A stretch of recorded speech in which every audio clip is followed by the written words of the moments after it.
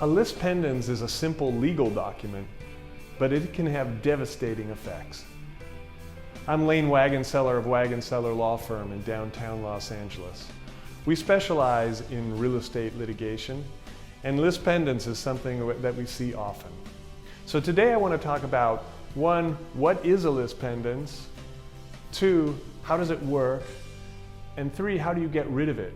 Or in legal terms, how do you expunge a lis pendens? First, what is a lis pendens? Lis pendens is a fancy Latin term for what we would say in English is a notice of pending action.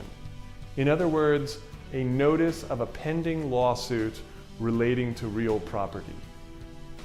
It's usually just a 2- or 3-page document that gets recorded with the county recorder, and it's meant to inform the world that, hey, you should go look in the court because there is a lawsuit relating to this property. Now, you can't just file a lis pendens for anything.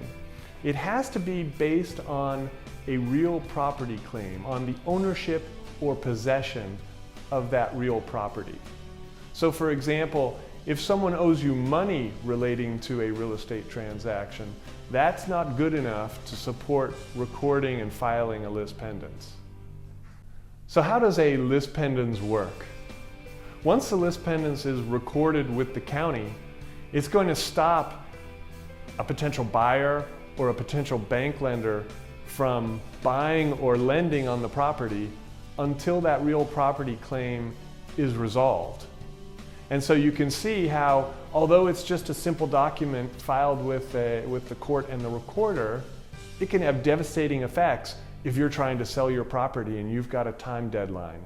If you've entered into a contract and that contract says close of escrow is coming up within the next month. So the lis pendens has been used in many cases to sort of abuse the process, to drive people to settlement so that they can get the lis pendens off the property and get the property sold. So how do you get a lis pendens expunged? There are really two bases for a motion to expunge lis pendens.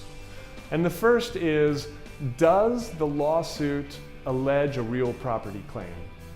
And this is something that you can see on the face of the lawsuit.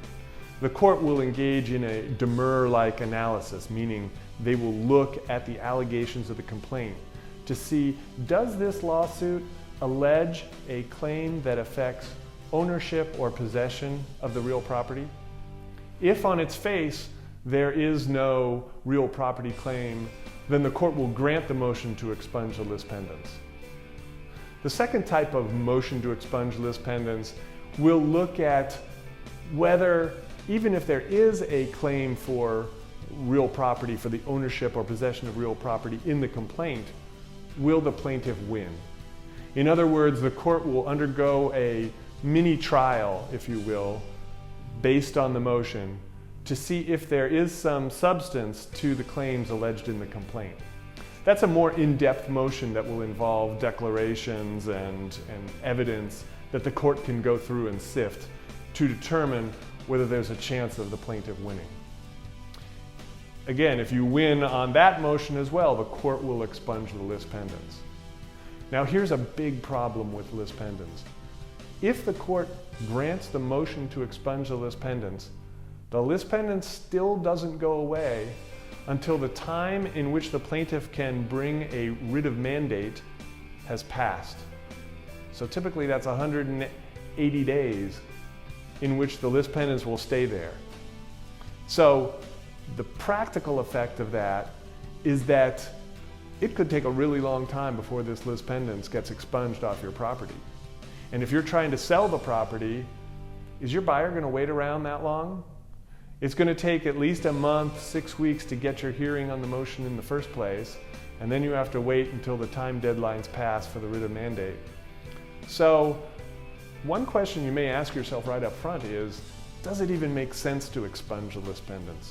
Should I just be fighting the lawsuit and getting the lawsuit resolved? The lis pendens is very well known for being abused.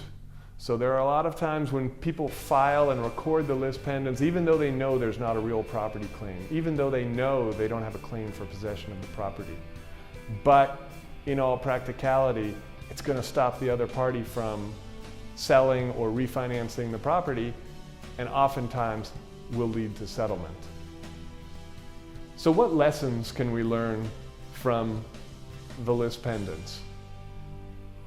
One is, ask yourself that question first. Should I be trying to expunge a Lis Pendens, or should I be trying to resolve my lawsuit? Two, a motion to expunge a Lis Pendens can be very expensive and take a long time. So think about, is there a chance that I could resolve the lawsuit through settlement rather than spending all this money on the attorneys and the motion to expunge Lis Pendens? There may be a chance just in your cost-benefit analysis to settle the case rather than spend all that money fighting the case.